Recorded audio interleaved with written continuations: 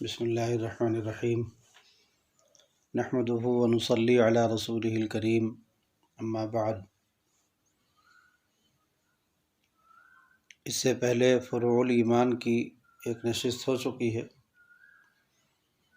اور اس میں ایمان کے ان 30 شعبوں کا بیان ہو چکا ہے جن کا تعلق دل سے ہے۔ اب یہ دوسری نشست ہے اور اس میں ایمان کے ان شعبوں کا بیان ہے جو زبان سے متعلق ہیں، اور یہ 7 ہیں۔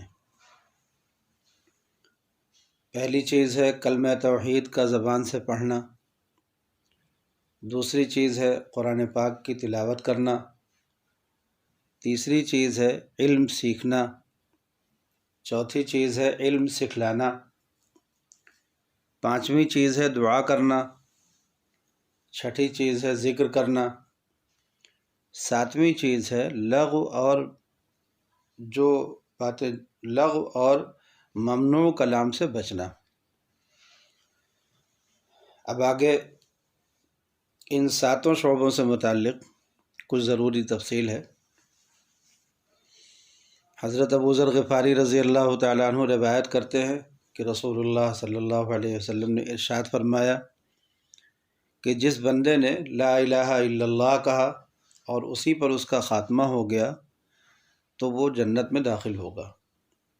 میں نے عرض کیا کہ اگرچہ زنا کرے اور چوری کرے؟ آپ نے فرمایا اگرچہ وہ زنا کرے اور چوری کرے۔ اسی طرح 3 بار سوال و جواب ہوا اور آپ نے ہر مرتبہ یہ فرمایا کہ اگرچہ زنا کرے اور چوری کرے۔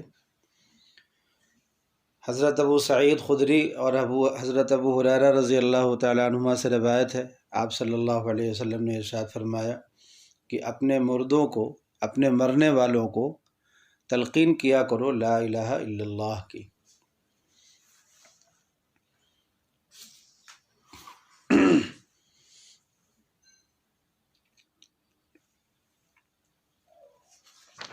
اب اس میں حضرت نے تھوڑی سی ایک بحث کی ہے اس کے بعد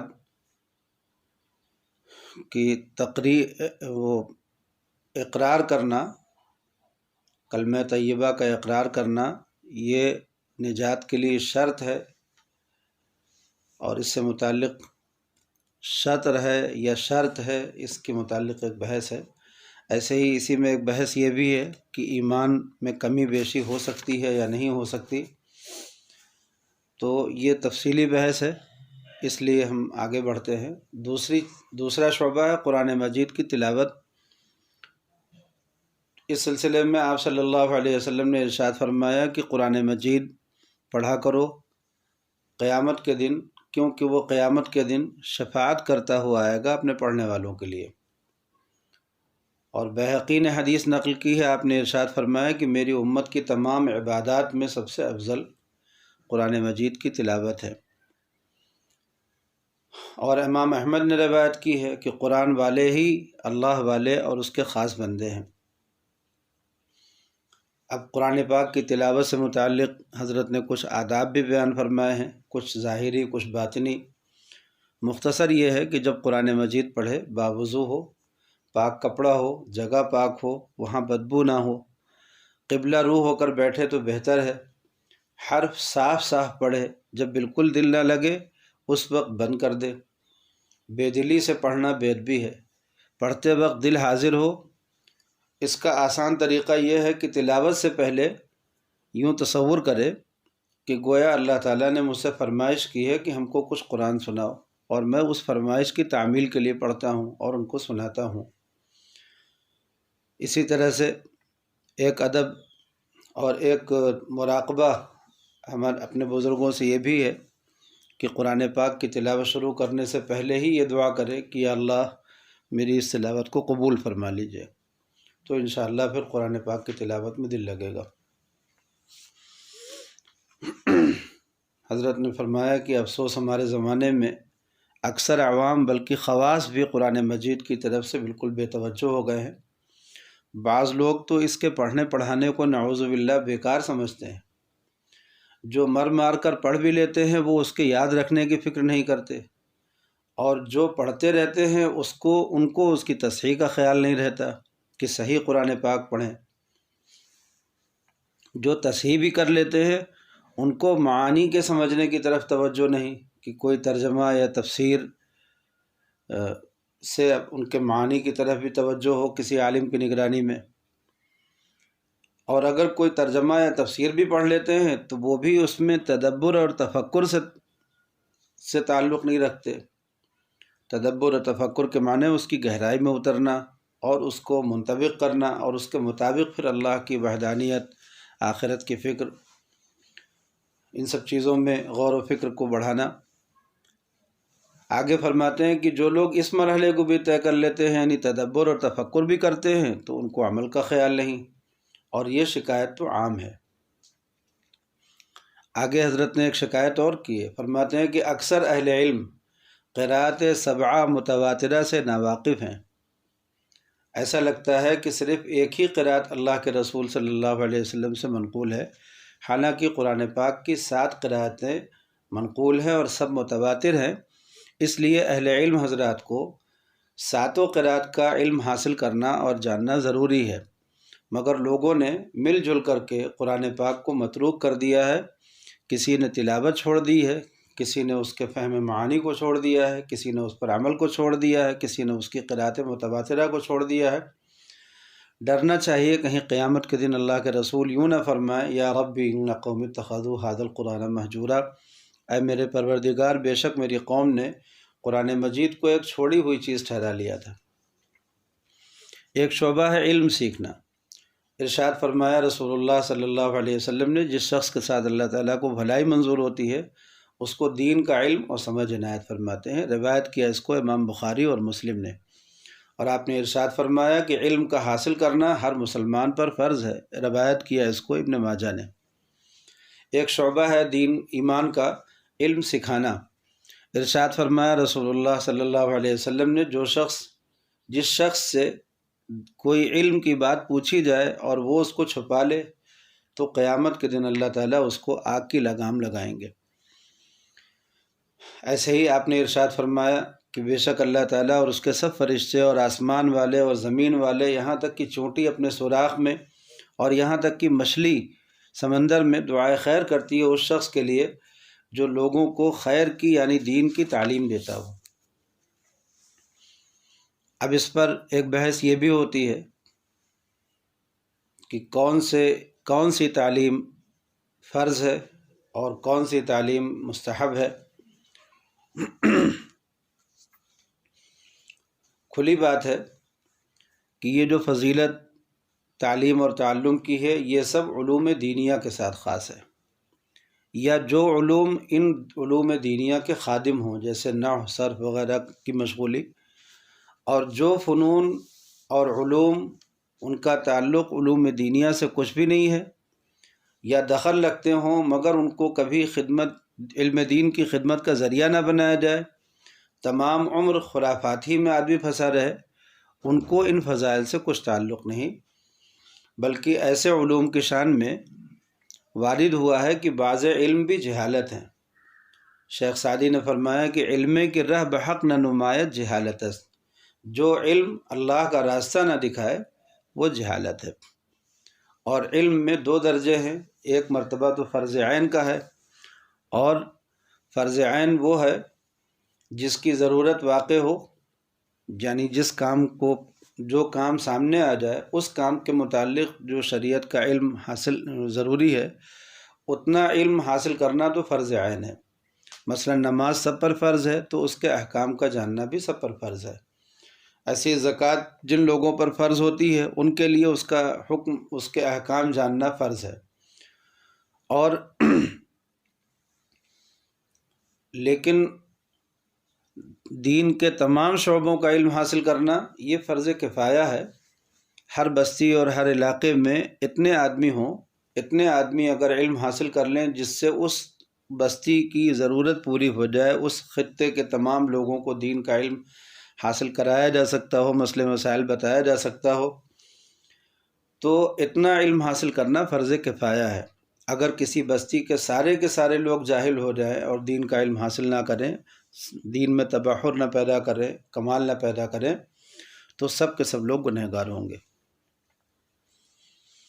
پھر آگے حضرت نے لکھا ہے کہ علم دین حاصل کرنے کے لیے ایک طریقہ یہ ہے کہ جو علم فرض عین ہے اس کے لیے تو عربی زبان کی تحصیل ضروری نہیں ہے، بلکہ فارسی یا اردو میں یا جو زبان جس علاقے کی ہو اس میں مسائل اور عقائد کا سیکھ لینا کافی ہے۔ لوگوں کو چاہیے کہ کم از کم اپنے بچوں کو اتنا علم سکھلا دیا کریں کہ 2-4 نسلوں کے بعد دین سے ایسی اجنبیت نہ ہو جائے کہ دین و اسلام کی طرف نسبت کرنے سے بھی لوگوں کو شرم آنے لگے۔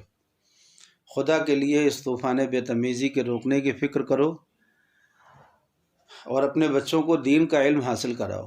اگر کسی شخص کو کسی وجہ سے اردو فارسی پڑھنا بھی ممکن نہ ہو تو علماء کی صحبت میں اپنے عقائد اور مسائل کی تصحیح کر لیں، اور اولاد کو بھی تاکید کرے کہ روزمرہ یا تیسرے چوتھے روز 10-15 منٹ کے لیے کسی خوش عقیدہ یعنی اچھے عقیدے والے متقی محقق عالم کی صحبت میں بیٹھ جایا کریں۔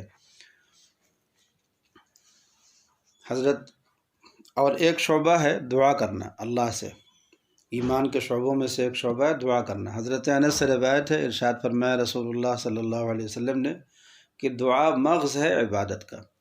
اور حضرت ابو ہریرہ سے روایت ہے کہ آپ نے ارشاد فرمایا کہ اللہ کے نزدیک دعا سے زیادہ قدر کی کوئی چیز نہیں۔ اور آپ نے حضرت ابن عمر سے روایت ہے کہ دعا نفع دیتی ہے اس بلا سے جو نازل ہو چکی اور اس بلا سے بھی جو نازل نہیں ہوئی ہے۔ تو اپنے ذمے لازم کر لو اے اللہ کے بندو دعا کو۔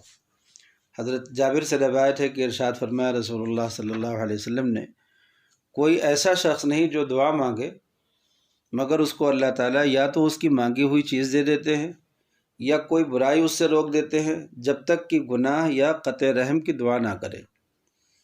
اور حضرت ابو ہریرہ سے روایت ہے کہ آپ صلی اللہ علیہ وسلم نے فرمایا دعا کرو اللہ تعالیٰ سے اس حال میں کہ اس کی قبولیت کا یقین رکھو، اور یہ جان لو کہ اللہ تعالیٰ غافل قلب سے دعا قبول نہیں کرتے۔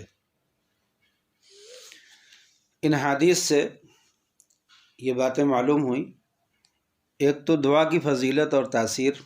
اکثر لوگ بلا اور مصیبت میں طرح طرح کی تدابیر کرتے ہیں مگر دعا کی طرف بالکل توجہ نہیں کرتے، حالانکہ وہ سب سے بڑی تدبیر ہے۔ ایسے ہی یہ بھی بات معلوم ہوئی کہ دعا کبھی بیکار نہیں جاتی، یا تو وہی چیز مل جاتی ہے یا کوئی آنے والی بلا ٹل جاتی ہے، یا ایک روایت کے مطابق آخرت میں اس کے لیے جمع ہو جاتی ہے۔ بہرحال قبول ضرور ہوتی ہے۔ آج کل یہ شبہ کیا جاتا ہے کہ ہماری دعا قبول نہیں ہوتی، تو اس روایت سے یہ شبہ ختم ہو گیا۔ تیسری بات یہ بھی معلوم ہوئی کہ قبول دعا کے لیے یہ شرط ہے کہ خلاف شرع درخواست نہ ہو اور دل کی حاضری کے ساتھ ہو، یعنی خشوع قلب کے ساتھ ہو اور قبولیت کا یقین ہو۔ آج کل ان سب شرطوں میں بڑی غفلت ہے۔ اکثر یہ خیال نہیں ہوتا کہ ہم جو چیز مانگ رہے ہیں وہ اللہ تعالیٰ کی ناخوشی کا سبب تو نہیں ہوگی۔ چونکہ اللہ تعالیٰ کی نظر دل پر ہوتی ہے، تو اس لیے بے دلی کے ساتھ جو دعا مانگی جائے اس کی مثال ایسے ہی ہو جاتی ہے جیسے کوئی شخص بادشاہ کے دربار میں اپنی درخواست لے کر کے جائے اور اپنا چہرہ جو ہے وہ بادشاہ کی طرف نہ کر کے پیچھے کی طرف کر لے، اور پیچھے اپنا ہاتھ نکال کر کے پیٹھ کی طرف سے ہاتھ نکال کر کے بادشاہ کو درخواست دے، تو اب ایسی درخواست کا کیا حال ہوگا۔ اور دعا کی قبولیت کی شرائط میں سے ایک بڑی شرط یہ بھی ہے کہ خوراک اور پوشاک یعنی کھانا اور پہننا، کھانا پینا اور پہننا یہ حرام سے نہ ہو۔ اس شرط کو تو آج کل لوگوں نے بالکل محال سمجھ رکھا ہے اور حلال روزی کو بالکل عنقا قرار دے رکھا ہے۔ یہ خیال بالکل غلط ہے۔ ایسے ہی ایک شعبہ ہے اللہ کا ذکر۔ ارشاد فرمایا رسول اللہ صلی اللہ علیہ وسلم نے اس شخص کی مثال جو ذکر کرتا ہو اپنے رب کا اور اس شخص کی جو ذکر نہ کرتا ہو، زندہ اور مردہ کسی ہے۔ روایت کیا اس کو بخاری و مسلم نے۔ ایسے ہی آپ صلی اللہ علیہ وسلم نے ارشاد فرمایا کہ زیادہ کلام مت کیا کرو سوائے اللہ کے ذکر کے، کیونکہ زیادہ کلام اور گفتگو سوائے اللہ کے ذکر کے دل کی قساوت کا سبب ہے، اور سب سے زیادہ دور اللہ سے وہ دل ہے جس میں قساوت ہو۔ ایسے ہی آپ نے فرمایا کہ ہر چیز کے لیے ایک سیقل ہوتی ہے جو اس کے زنگ کو دور کر دیتی ہے، اس کے میل کو دور کر دیتی ہے۔ دلوں کا ثقل اللہ کا ذکر ہے، یعنی اللہ کے ذکر سے دلوں کا میل ختم ہو جاتا ہے۔ اسی لیے بزرگوں نے لوگوں کو، اپنے مریدین کو جو طریقہ ہوتا ہے ان کی اصلاح و تربیت کا، اس میں ذکر کو بہت اہمیت دیتے ہیں بزرگان دین، اور رفتہ اس طرح سے ذکر کراتے ہیں کہ رفتہ رفتہ ان کے دلوں میں ذکر راسخ ہو جاتا ہے، اور پھر ان کے ہر بن و منہ سے اللہ کا ذکر نکلنے لگتا ہے۔ ایک شعبہ ہے استغفار کا، ذکر اللہ میں استغفار بھی داخل ہے۔ حضرت ابو ہریرہ سے روایت ہے کہ ارشاد فرمایا رسول اللہ صلی اللہ علیہ وسلم سے کہ اللہ کی قسم میں استغفار کرتا ہوں اللہ تعالیٰ سے، اور اس کی طرف رجوع ہوتا ہوں ایک دن میں 70 مرتبہ سے زیادہ، روایت کیا اس کو بخاری نے۔ ایسے ہی ابن عباس سے روایت ہے، ارشاد فرمایا رسول اللہ صلی اللہ علیہ وسلم نے، جو شخص لازم کر لے استغفار کو، اس کے لیے اللہ تعالیٰ ہر تنگی سے نجات کی سبیل اور ہر فکر و غم سے کشادگی کر دیں گے، اور اس کو ایسی جگہ سے روزی پہنچاتے ہیں جہاں سے اس کو گمان بھی نہیں ہوتا۔ اس کو روایت کیا احمد اور ابو داؤد اور ابن ماجہ نے۔ ایک شعبہ ہے لغو اور ممنوع کلام سے بچنا۔ اس سلسلے میں روایت ہے، رسول اللہ صلی اللہ علیہ وسلم نے ارشاد فرمایا کہ جو شخص ذمہ لے لے اس چیز کے بارے میں جو اس کے دونوں جبڑوں کے درمیان ہے، یعنی زبان کا غلط استعمال نہ کرے، اور جو اس کی ٹانگوں کے بیچ میں ہے یعنی شرمگاہ، اس کا ذمہ لے لے کہ اس کا غلط استعمال نہیں ہوگا، میں اس کے لیے ذمہ دار ہوں جنت کا۔ اس کو روایت کیا امام بخاری نے۔